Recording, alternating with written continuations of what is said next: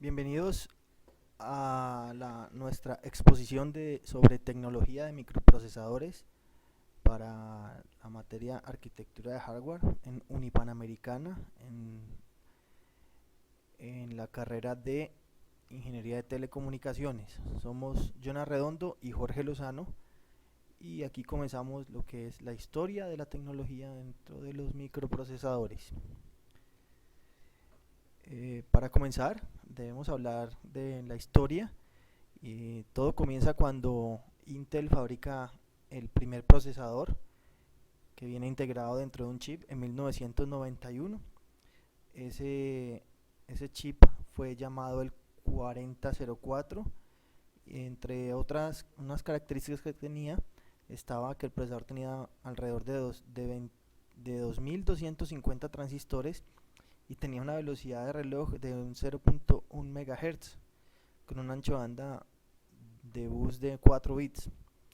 Eh, Siempre se utilizó este procesador para sobre todo el uso de calculadoras, pero en 1972 Intel, viendo pues el éxito que tuvo su procesador, logró doblar su capacidad con un nuevo procesador llamado el 8008, que era utilizado más que todo en procesos industriales, y, pero aún todavía no se conocía lo que eran las CPUs orientadas pues a los usuarios normales. Pero a partir de ese momento, gracias a este salto, pues comenzó a crecer la tecnología de la computación y fue donde nació la primera generación de procesadores que nos llevaban a lo que nos conocemos hoy en día como CPUs.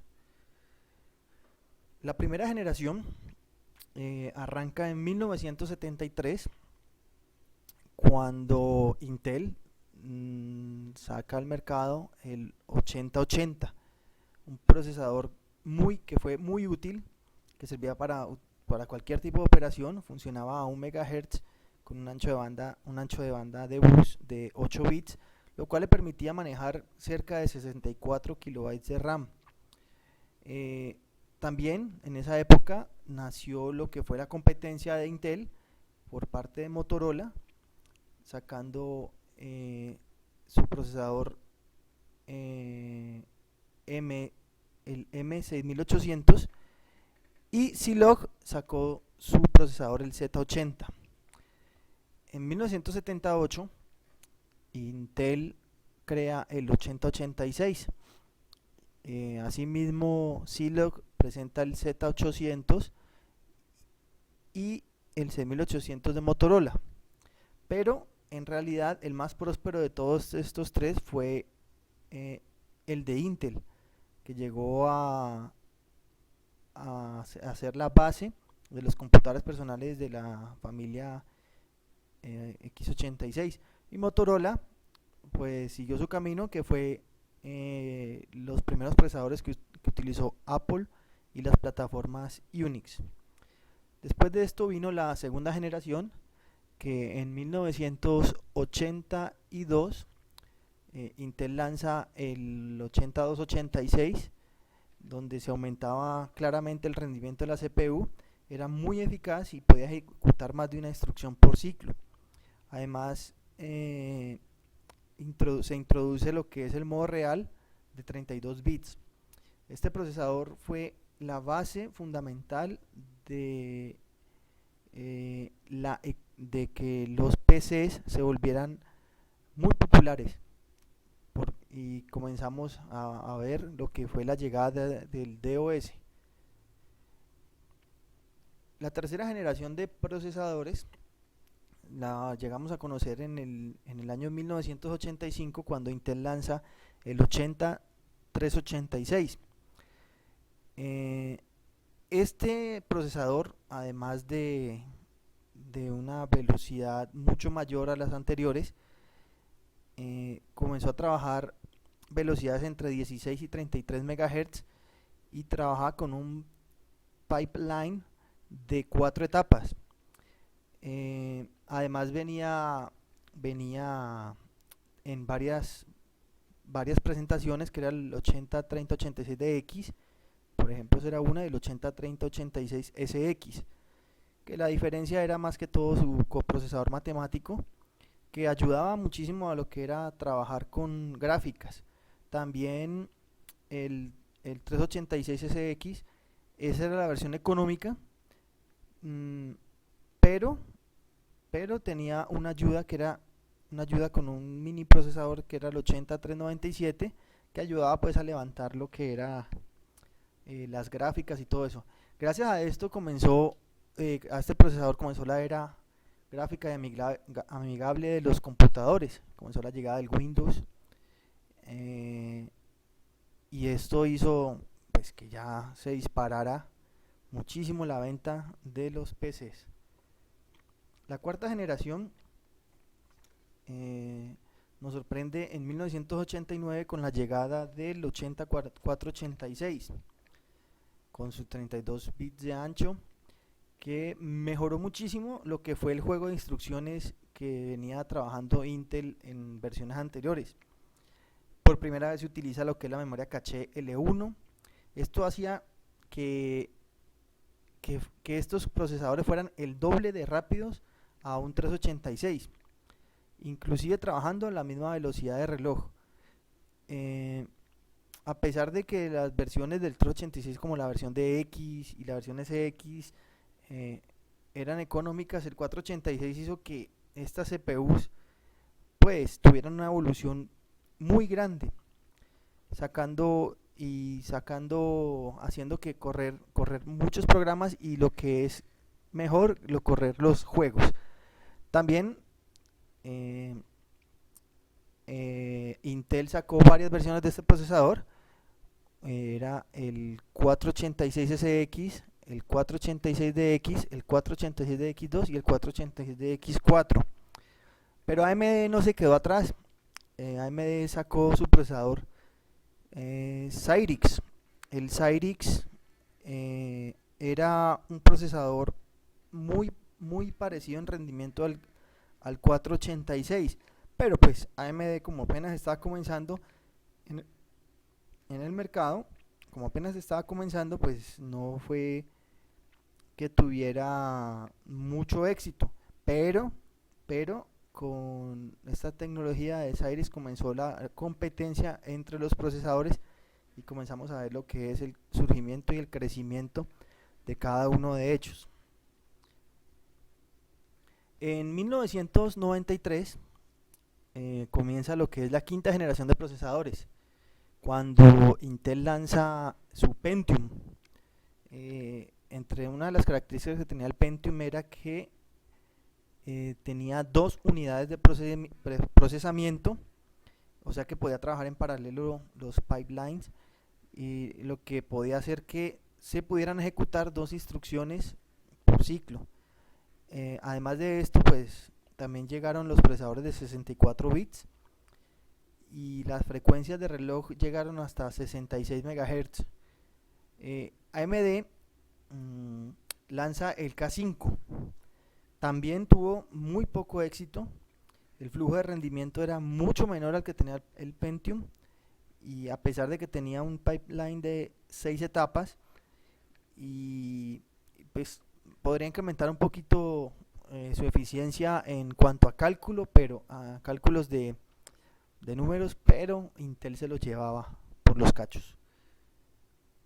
Llegamos a la sexta generación, que la sexta generación comienza a tener una igualación en cuanto a tecnologías y en cuanto a ventas de lo que fue el Pentium, lo que fue Intel y lo que fue AMD.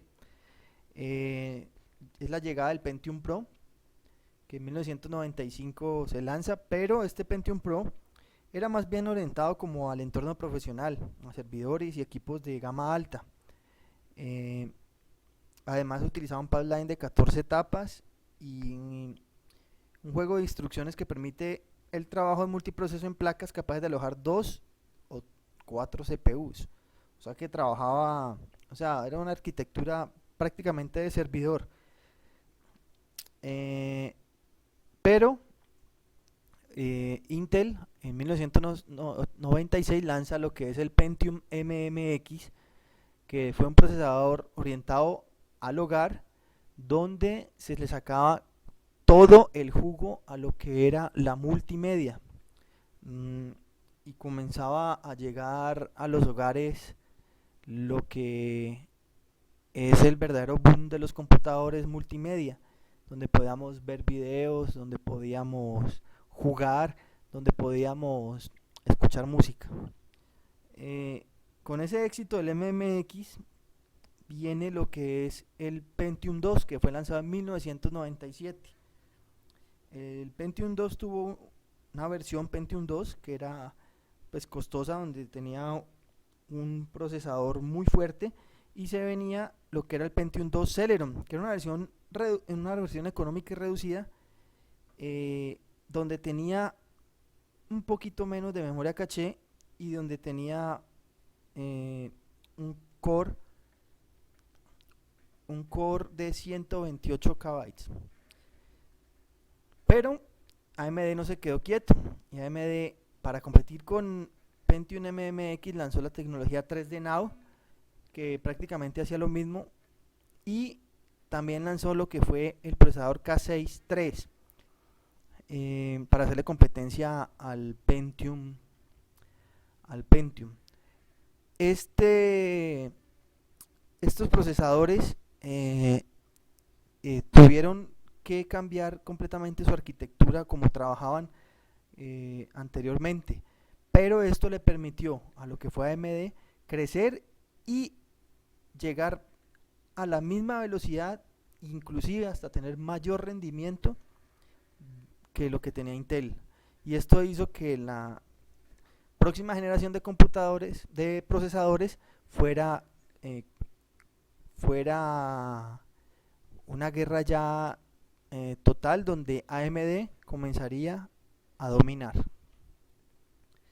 Aquí podemos ver unos ejemplos de cómo eran los procesadores. Ya en la séptima generación nace en 1999, cuando llega AMD con el K7, superando ampliamente el rendimiento al nuevo procesador llegado de Intel, que era el Pentium 3. Y comienza a sonar lo que es los Athlon, donde el diseño de los Athlon se veía que tenían un diseño muchísimo más eficaz que los Pentium 3. Nació lo que fue después de eso, a raíz de eso, Intel no se quedó quieto y creó la tecnología Hyperthreading, que venía con el Pentium 4. ¿Qué hacía el Hyperthreading? Hacía algo parecido a, a trabajar en multitarea con una muy buena velocidad. También comenzó a agregarse el conjunto de instrucciones de 64 bits al tradicional set de 32 bits, y comenzaron a llegar y a nacer lo que fueron los procesadores multinúcleo. Multinúcleo. Bueno, vamos a la octava generación y finalizar, donde encontramos que AMD crea una nueva arquitectura a la que llamó Hammer.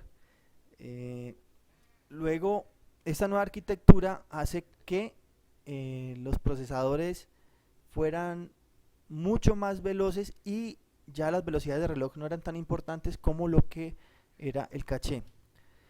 Se mejora lo que es la tecnología overclocking, que es esa tecnología que hace que podamos sacarle un mayor rendimiento al que tiene los procesadores. Encontramos que tienen pipelines de 12 o 13 etapas, y llegamos a una tecnología de fabricación de 35 nanomilímetros y hasta llegar hasta 25 nanomilímetros. La octava generación de procesadores vienen representados por los Intel Core 2, Core 2 Quad, que son de 2 y de 4 núcleos, y los Athlon de 2 núcleos y de 4 núcleos. ¿Qué nos espera en el futuro? El futuro de los procesadores, se viene lo que es una mayor cantidad de núcleos. Vamos a tener también una mayor competencia por parte de otras empresas. vamos, lo más seguro es que comience a ocurrir cambios hacia la tecnología RISC. Vamos a tener una competencia contra la GPU y contra la CPU, y vamos a tener un verdadero procesamiento paralelo.